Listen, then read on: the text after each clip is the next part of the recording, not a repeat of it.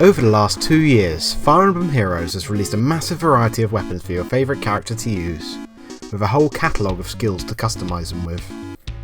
Now, with the total of weapons reaching over 300, it's easy to lose track of them. That's why I'm here. I'm Stolen Ramen, and I'm here to show you weapons that FEH forgot.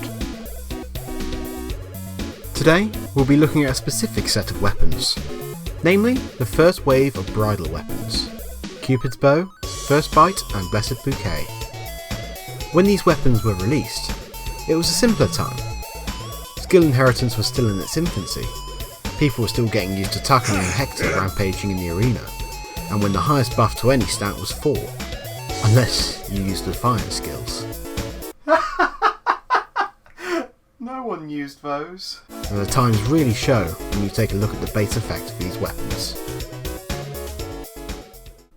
If unit initiates combat, grants defense resistance +2 to allies within 2 spaces for 1 turn after combat.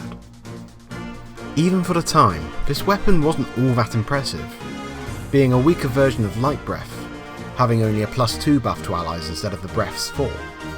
Not only that, having to initiate combat for the buff as well made it incredibly difficult to use, given that at the time units could inherit skills that did this better, even before combat.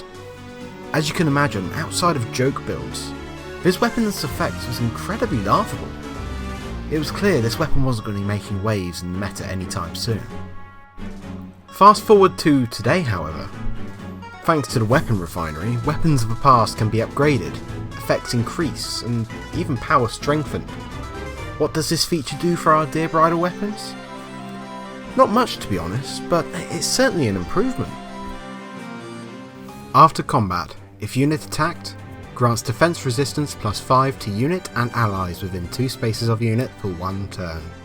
First of all, the buff was increased to +5 to defense and resistance, and this buff now affects the user as well as their allies. This was certainly a step in the right direction. They also changed the way it activates as well. During combat, if unit attacks, allowing this weapon to work in the enemy phase as well.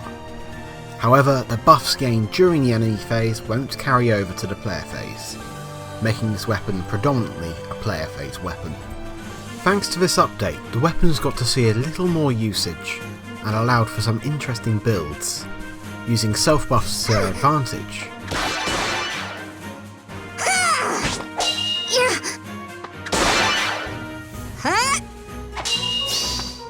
I've had it!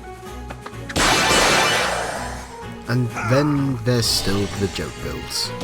Seriously, what is this? Really? Beauty is fleeting. Things are looking up for these pretty weapons, no? Well, this leads me to my next problem with these weapons. With the refinery came the upgrades for Light Breath and Rogue Dagger. Not only did they get the same effect, but they do it better.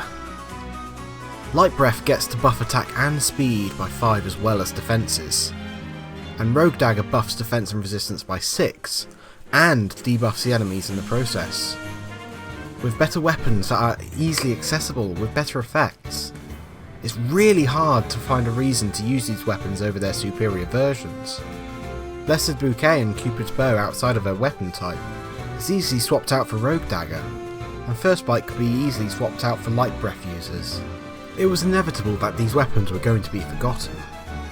But I won't deny that these weapons have their uses. Attack Smoke combined with the weapon's effect allows for a great increase in tanking capabilities. Mixing it with a defensive and offensive skills can also prove to be effective. But after a lot of skill experimentation, I couldn't figure out anything that makes a single one of these weapons unique, that gives it an edge over similar weapons. Well, that was until I had a sudden realisation. Gale Force. First Bite is the only after combat self-buffing weapon that can use Gale Force. This combo cannot be performed by any of the other weapons I mentioned. So, what does this mean? Well, I'll let my girl, Katria, show you. You got it.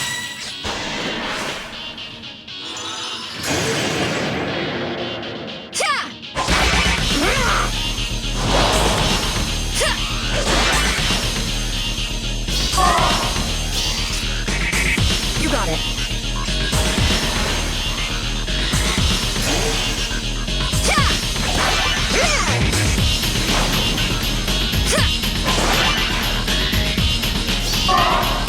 Understood.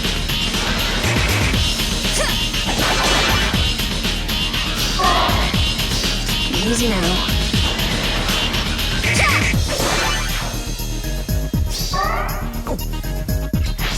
You got it.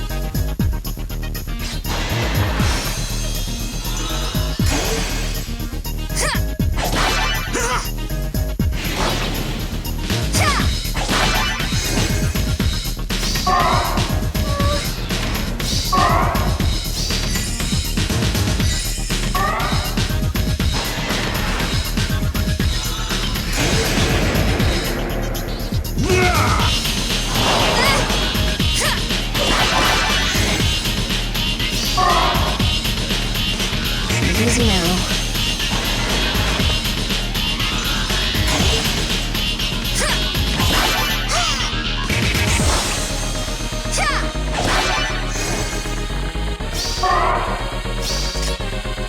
You got it.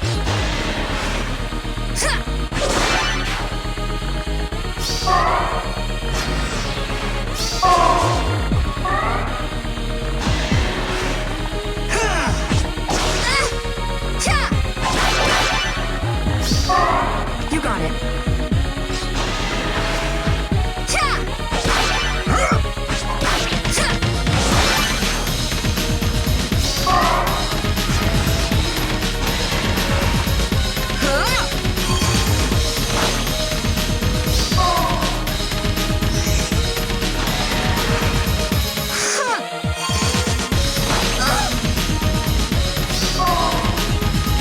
Easy now.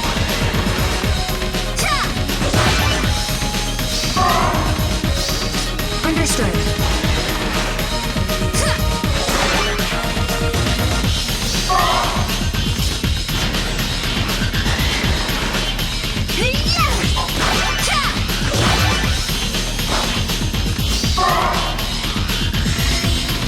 You got it. You got it.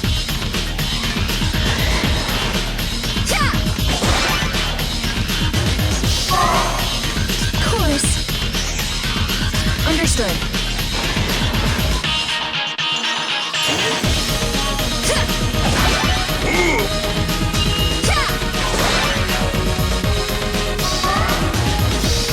Easy now.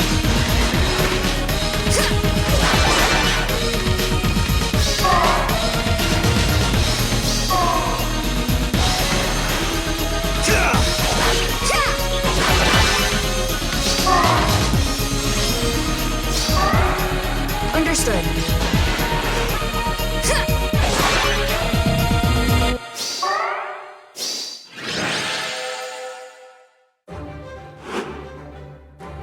Gale Force combined with First Bite and Attack Smoke is a fun combo that allows for a strong player phase, whilst also increasing the potential of the unit in the enemy phase.